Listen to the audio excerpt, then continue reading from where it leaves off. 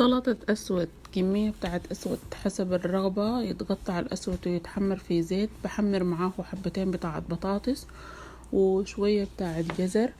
بعد ذاك بضيف له فلفلية مقطعة حسب الرغبة، وبحضر كمية من الثوم تكون مناسبة، وقرنين بتاع الشطة حسب الرغبة، وملح حسب الطعم، وشوية بتاعت فلفل. بدوق الحاجات دي كلها مع بعض، بضيف لهم معلقة بتاعت طحينة كبيرة، معلقتين لثلاثة معالق زبادي، وشوية بتاعت عصير ليمون. الصوص بيكون جاهز، بشيله وبضيفه على الأسود، وبلخبط الحاجات دي كلها مع بعض، ونشوف لو الملح عاوز زيادة نزود، ولو الليمون برضو عاوز زيادة نظبط الطعم. وبالعافية علينا وعليكم إن شاء الله.